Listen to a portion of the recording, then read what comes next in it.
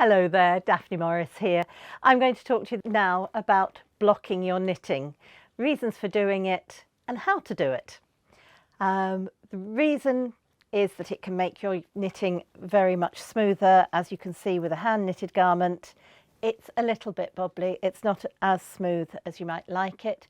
Some of this would come out when you wash it, subsequently iron it, but it gives you a much clearer idea and makes it easier to put your garment together if you block it beforehand.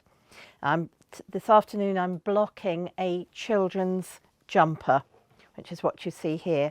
And as you can see, I have put pins on the so just inside the first stitch of the row, and I'm lying my pins as flat as possible on this pressing board